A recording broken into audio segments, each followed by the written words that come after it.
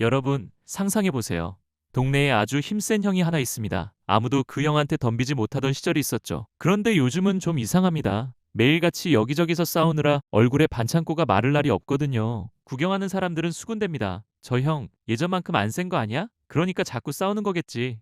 오늘 우리가 나눌 이야기가 바로 이겁니다. 세계에서 가장 강력한 국가, 미국은 왜 냉전이 끝난 뒤에도 테러와의 전쟁, 악의 축과의 전쟁, 그리고 이제는 중국과의 경쟁까지 30년 넘게 링 위에서 내려오지 못하고 있을까요? 미국이 예전만큼 강하지 못해서 자꾸 주먹을 휘두르는 걸까요? 아니면 우리가 모르는 또 다른 전략이 숨어 있는 걸까요? 1991년, 거대한 라이벌이었던 소련이 무너졌습니다. 당시 미국은 그야말로 무적이었습니다.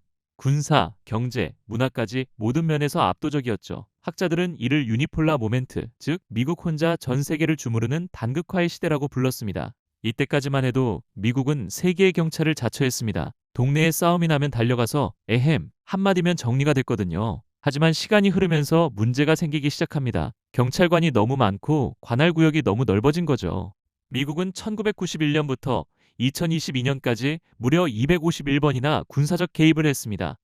냉전 시대 43년 동안 46번 개입했던 것과 비교하면 4배 넘게 늘어난 수치입니다. 이게 무슨 뜻일까요? 예전에는 나 미국이야 라고 이름만 대도 겁먹던 상대들이 이제는 미국이 직접 몽둥이를 들고 찾아가야 말을 듣기 시작했다는 겁니다.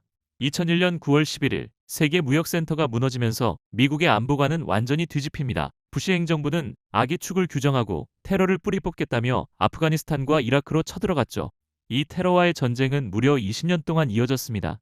이 전쟁에 들어간 비용 얼마나 될까요? 우리 돈으로 환산하면 일경 원이 넘는 돈입니다. 미국이 이 돈을 전쟁에 쏟아붓는 동안 미국의 다리와 도로는 낡아갔고 교육과 복지에 쓸 돈은 줄어들었습니다. 역사학자 폴 케네디는 이를 제국적 과잉 확장이라고 불렀습니다. 패권국이 감당할 수 있는 경제적 능력을 넘어서서 여기저기 군사력을 남발하다 보면 결국 기초 체력이 바닥나서 무너진다는 경고죠. 로마 제국도 대영 제국도 결국 이 길을 걸었습니다.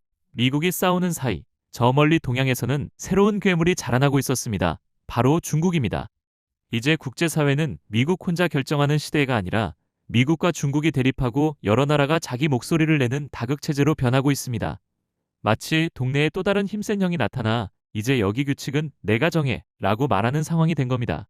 자, 이제 여러분이 궁금해하신 핵심 질문으로 돌아가 봅시다. 미국이 예전만큼 강하지 못해서 자꾸 전쟁을 하는 걸까? 정답은 그렇다에 가깝습니다. 하지만 단순히 주먹 힘이 약해진 게 아닙니다. 억제력이 약해진 게 문제입니다. 억제력이란 뭘까요? 쉽게 말해 건드리면 진짜 큰일 난다라는 믿음입니다. 예전에는 미국이 쳐다보기만 해도 싸움이 멈췄는데 이제는 에이, 미국도 별거 없네. 아프가니스탄에서도 철수하잖아. 라고 생각하는 도전자들이 늘어난 거죠. 그래서 미국은 자신의 힘이 아직 유효하다는 걸 증명하기 위해 혹은 터져나오는 문제들을 관리하기 위해 계속해서 군사력을 쓸 수밖에 없는 상황에 처한 겁니다. 이걸 키네틱 외교라고 부릅니다. 대화보다는 일단 무력부터 보여주는 외교죠. 하지만 역설적으로 무력을 자주 쓸수록 그 효과는 떨어지고 미국의 체력은 더 빨리 소모됩니다. 2026년 발표된 미국의 새로운 국방 전략을 보면 그 변화가 뚜렷합니다. 이제 미국은 세계의 모든 문제를 다 해결해주지 않겠다고 선언합니다. 대신 미국의 본토를 지키는 골든돔 미사일 방어 체계에 집중하고 남미와 같은 자기 앞마당을 먼저 챙기겠다고 합니다. 그리고 동맹국들에게 말하죠. 유럽은 유럽 사람이, 아시아는 아시아 사람이 지켜라. 공짜 안보는 이제 없다. 이것이 바로 전략적 후퇴 혹은 재편입니다. 더 이상 모든 곳에서 싸울 수 없으니 정말 중요한 곳에만 힘을 모으겠다는 실용적인 선택을 한 겁니다. 미국이 계속해서 전쟁을 치르는 모습은 어쩌면 저무는 해가 마지막으로 뿜어내는 강렬한 빛일지도 모릅니다. 하지만 미국은 여전히 세계 최고의 기술력과 달러라는 강력한 무기를 쥐고 있습니다. 미국이 이 끝없는 전쟁의 굴레를 벗어나 다시 안정을 찾을 수 있을까요? 아니면 역사 속의 다른 제국들처럼 무거운 갑옷의 무게를 이기지 못하고 쓰러지게 될까요? 확실한 건 미국은 이제 절대적인 지배자에서 냉철한 생존자로 변신을 시도하고 있다는 사실입니다. 오늘 이야기가 흥미로우셨나요? 초강대국 미국의 행보가 여러분의 삶에 어떤 영향을 미칠지 한 번쯤 생각해보는 시간이 되었길 바랍니다. 시청해주셔서 감사합니다.